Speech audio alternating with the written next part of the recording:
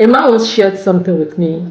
He had just received some really difficult news. And when he told his wife, she said, "Oh, I'm so sorry about that." And that was it.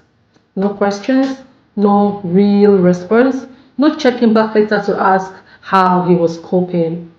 And he said, I know she didn't mean anything by it, but in that moment I felt completely alone.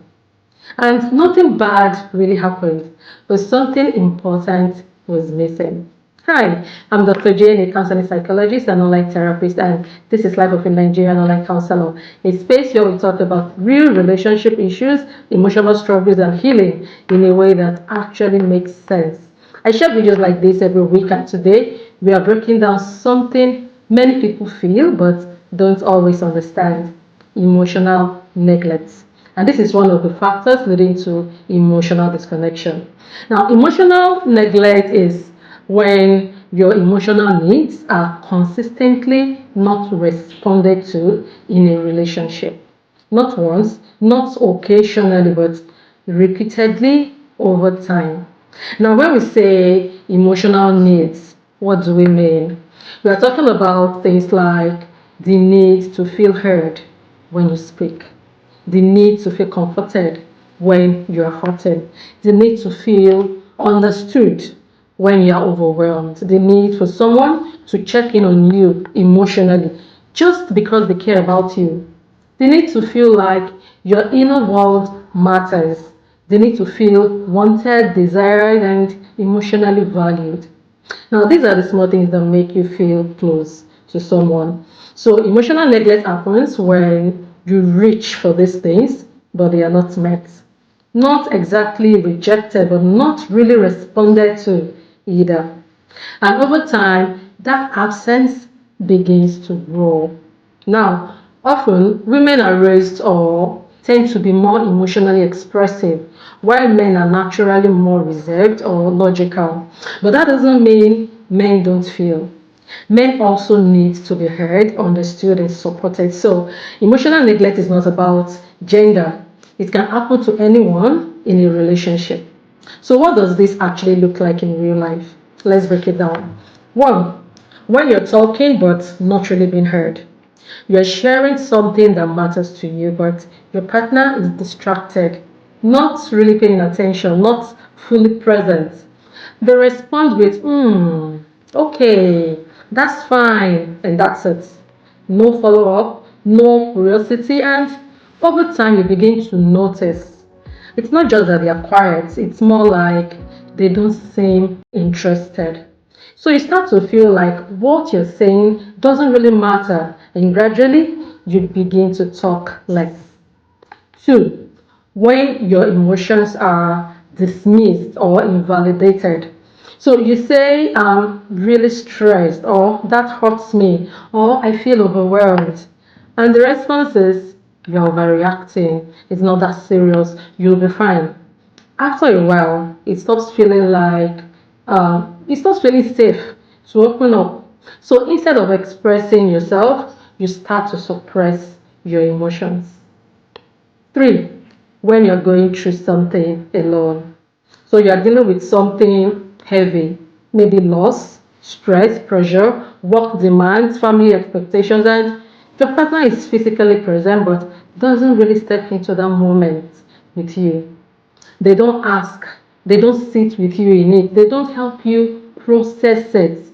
And sometimes it's not because they don't care. They may also be hurting. They may just not know what to say. But even then, you still feel like you are carrying it alone. Four, when effort to connect stops feeling worth it. At some point, one partner tries. They bring up conversation, they suggest ways to connect, they try to explain how they feel, but nothing really changes. Or it leads to tension, it gets brushed aside, and over time, that person starts to pull back, exhausted. Not because they don't care, but because it feels like nothing is shifting. And then the fifth one, when it turns into a cycle. And this is where emotional neglect deepens. It often starts with one person making the effort, trying to talk, trying to connect, trying to improve things.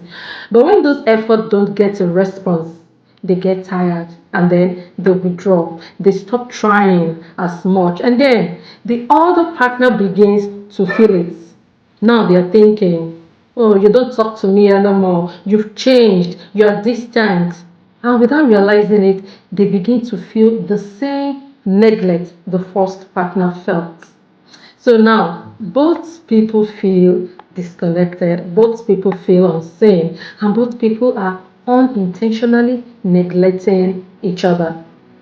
And this is why emotional neglect is so confusing because there's no single moment you can point to, just patterns that repeat over time.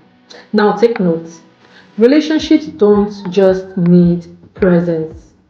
The fact that you're both there doesn't mean things are okay. No, relationships need responsiveness.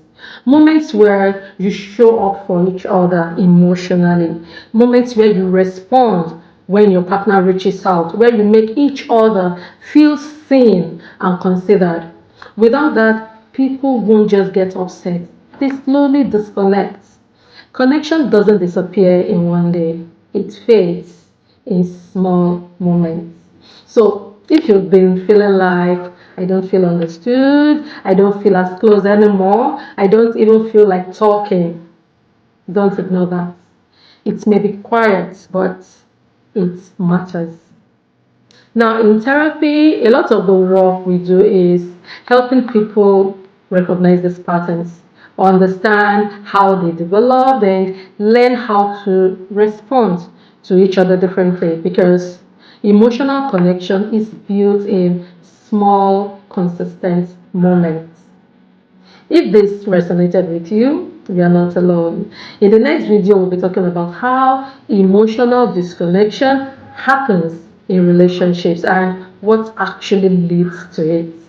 If this spoke to you, don't forget to like, comment, and subscribe. And of course, turn on your notifications so you don't miss the next video. I'm Dr. Jane, and this is Life of a Nigerian Online Counselor.